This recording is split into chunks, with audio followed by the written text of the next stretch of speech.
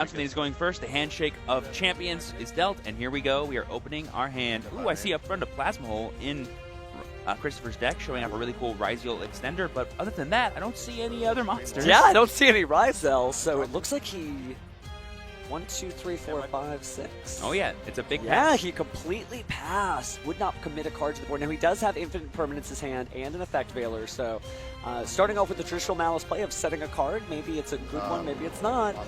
Yeah. Here comes Dormouse with the normal summon, and we're going to see the infinite permanence. Is the trap real? Or is it a bluff? Knowing Jeff Jones, he loves a good bluff, and there it is, the Imperm resolves. Okay, so no chain there from one of those patented Maliss trap cards. Take a look at the extra deck here, though. Looks like we're going to go ahead and link off that Dormouse. Into the Link Decoder. Ooh, we can banish this Dormouse in a multitude of ways. All these powerful bestial cards that we've seen a lot of Maliss players choose to include in their deck have been awesome, not only as interruptions, but also as essentially extenders. So minus 300 off the board there, but another infinite permanence to stop the Dormouse. Was it just the mega bluff? He's like, you know what, I'll let that one go, and then I'll counter it this time. That would be a very heads-up play, but it looks like Jeff Jones is going to sit on that face-down spell or trap. Now we're going to go and link off 3. Are we going to go straight into Red Ransom? Yeah. No need for a Link 2 when you just have 3 bodies, right? Definitely makes it easier there. But now there is the effect veiler. Yep, there's 3 ways to stop effect negation. That was Christopher's hand. Like I mentioned, you never want too much non-engine, too much interaction, because then your hand is none of your actual plays that let you actually play the game, so you're both just kind of like in this really control-y state. We have seen some very slow starts, but those have made for some of the most exciting duels we've had this weekend. Of course, the Link Decoder coming back out because of a 2300 attack or higher Cyberse monster being used for its Link summon. So now we've got possibly something else we can Link climb into, but there's not a nice way to get into another Link 3 Maliss since there's 2 monsters with 4 Link rating total. Yeah, the numbers don't add up for Whitebinder, but we can go SP, use SP effect to go banish the Red Ransom and then bring it out that way. That's kind of a way that we've seen some OCG players actually utilize this archetype, because they, when Maliss first came out, didn't have Haggard Lizardos like we do. Definitely a clever way to get that down, and so using the SP Little Knight, of course, banishing it, paying the 900 life points, and now it is time to banish the White Rabbit, so we're going to follow this rabbit all the way down the rabbit hole. Yep, I believe right now we've taken 1,200 as Jeff with all of our inflict damage effects. I think 15, because there's 3, 9, and 3 with the right total. rabbit, That's you're totally right. That's right. So just now 15. And we use Dormouse, that's right, yeah. Definitely need to keep track of those life points. Everybody needs to get a pen ready if you're playing against Maliss. Here we go. This could be the Whitebinder play. That could be pretty huge. Definitely the right Link materials. Yep, it is Whitebinder. Probably just going to banish some of Christopher cards, if anything. I think he wants to keep his graveyard. Yep, because he's already resolved all the Maliss cards that are in there. He's not going to get any value out of it. And there we see a second copy of GWC coming down for... No, he set MTP before. Got a couple of different chapters here. Let's see what we first. TB11, okay.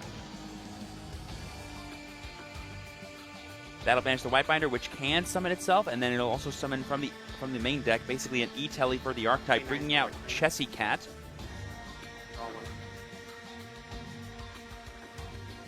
we cut the deck for just that single draw. Did not catch what he added to his hand. I mean, at this point, if you're Jeff, you're feeling really pretty. You play through 3 interruptions that your opponent has, and now we go into Terahertz, the Firewall Dragon extraordinaire.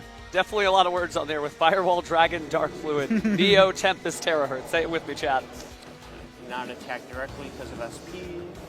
Enter. Yeah, so notice that he did not enter battle phase because he's not basically able to attack directly, and there's no monsters on Christopher's board, so he just ends the turn there. Standby. Looks like we just drew another spell card here. Apparently a cross-out designator from the looks of it. Yep. The Christopher's hand, and I see the Plasma Hole once again, but sadly that's a sign of bad things to come. But not this time. We're starting with Sword, Ryzeal, Normal Summon, Effect to Search.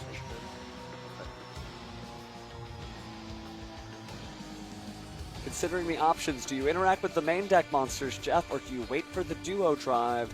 This is a choice that's been different for every duelist as he stares down what appears to be an infinite permanence. He's activating it. But cross-out designator on Chain Link 3. All right, this has a lot of information. Number one, it says that Christopher kind of needs this Sword Ryzeal to resolve in order to keep playing, and he was more than prepared for this kind of thing to happen. Certainly has to make sure that those plays resolve. Can't have a repeat of that last one.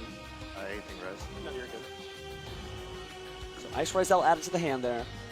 Special summon X effects. Yeah, we're going to be sending from the extra deck to the graveyard a monster to special summon X. We're going to be sending Detonator to the graveyard. That's actually really cool. That can kind of unlock some plug-in plays later down the line. Aha, plug and play. But you're right that Ryzeal plug-in would be able to special summon that Ryzeal monster and then attach a material to it. Oh, although it was sent to the graveyard without properly being special summoned first. So. Oh, that is true. That is Yeah, true. so maybe not so much. I'm getting ahead of myself. Duo drive. I just was super excited to see it anyway. That's good. It'll allow him to send it back with cross or attach duo drive to the effect, duo sure. drive. Certainly another great material. Looks like we are going to detach 2 there. Could always just put it back with the Ryzeal cross, of course, shuffling 2 cards back and then drawing 1.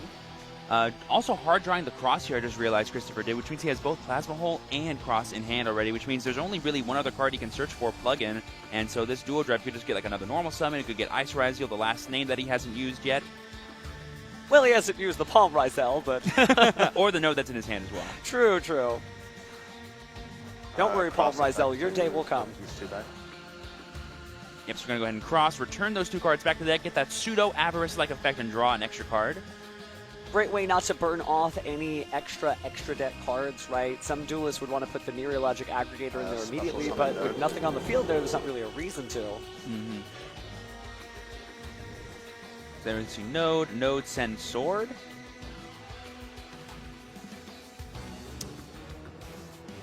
I think because we don't have an extra an XYZ in the graveyard, we couldn't do that. That is correct. I'll go ice. No, that's the play. That's what we're going to do. Go ahead and pitch in order to get out the ice. Now we'll perform an Xyz summon for a 2 material detonator. Yeah, it costed him 1 more card, but he was still able to get those 2 powerful Xyz monsters in play. He still hard drew Plasma Hole, and he has Lancia in hand, plus plug-in set face down. That's pretty good. We may be going to a game 3 after all, but don't count out Jeff yet as he draws the turn. I will activate Artifact Lancia. Oh, there's the Lancia. Deck to call by the grave. Ooh, and the call by Oh! the grave! Christopher had Crossout Designator, and Jeff Jones has the call by the grave. We both have answers to powerful interactions, don't you worry. That was certainly the right call for Jeff to make. Banishing that Lancia means that banishment is still on the menu, so let's go ahead and use Malice and Underground to try to banish a card. Unless... Yep, field spells facing down Detonator is not the greatest thing in the world, because they need to be like essentially activated and then resolved later. But he had to have known, so is this a trap? Is this some way to get that Detonator to activate its effect? Perhaps there's a Ghost Ogre and Snow Rabbit, but that wouldn't really do a whole lot since Detonator can protect itself with its once per material, and so instead, we're not falling for the monster effect. We're going to use the Ryzeal Plasma Hole there. I really like that point, Steve, and yeah, it's basically trying to play around the kinds of interactions that Jeff could be going for. And there's Wow. the scoop from Jeff! Yep, he declares his main phase. I do see a Foolos in Christopher's hand. Hasn't committed to the board yet, may not want his opponent to start thinking about, you know, what it is that would prevent the drawing of extra cards. Ooh, and there we see the Pressure Planet revealing that Jeff has some Kashtira cards. Maybe they were in his main deck, maybe he put them in going second because they're really useful. Sorry, when he knows he's going first to get extra forms of interaction automatically. A banishment is banishment, so we are going on to Pressure Planet Ryzeal and picking up Kashtira Fenrir along the way. There we see Fenrir special summoning himself from the hand.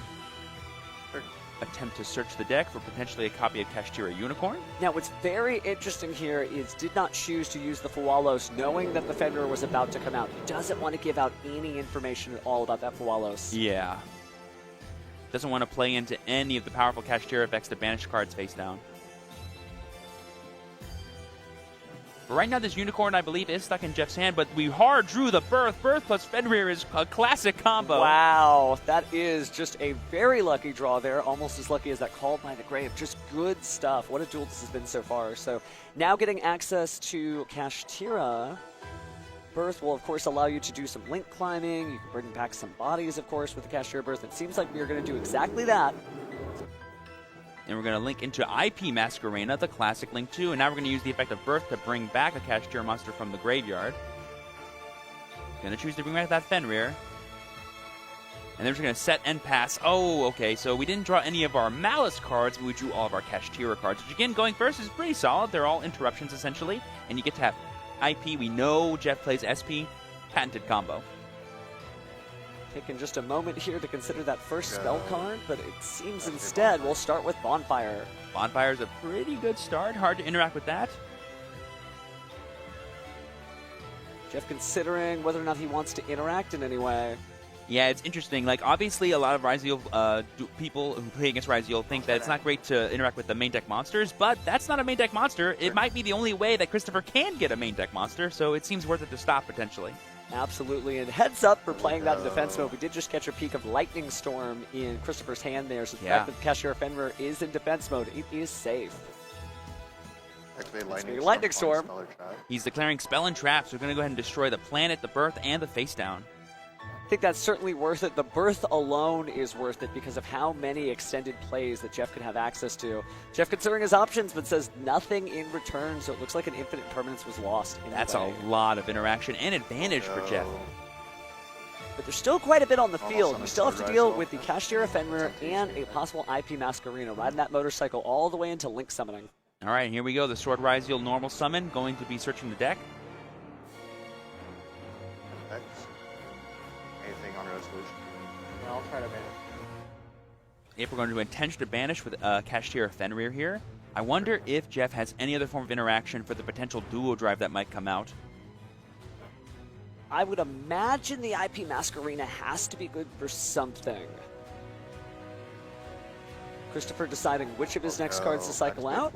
Going to go ahead and bring up Wallace. Really great idea. Almost forces the IP Masquerena, but I don't imagine Jeff is an impatient duelist who would Link summon just to draw one card or avoid drawing one card on Chris's side. Yeah, very heads up play from Chris. He's like, I don't need Fuelos probably after this turn, and I want to draw cards that are better than it. I have no cards in play. Let's use it. So now the Aggregator is going to try to negate the IP Masquerena, or at least force it out, but Jeff is going to use it now, so IP Masquerena's effect activates, and where are we going Link Summon-wise? Taking a quick look at the graveyard, and it looks like the right choice is SP Little Knights. And I believe we revealed that we added Node off of Sword, so we know that because that Aggregator is now in Christopher's grave, he can still access a rank 4 play, even if this X Ryzeal gets banished. Slowly but surely, these cards are getting whittled down. SP Little Knight probably going to come into effect since likely going to use an effect in order to special summon out another body for the Ryzeal family and perform an Xyz summon. So a little way to jump in, but after that, that's pretty much it for Jeff.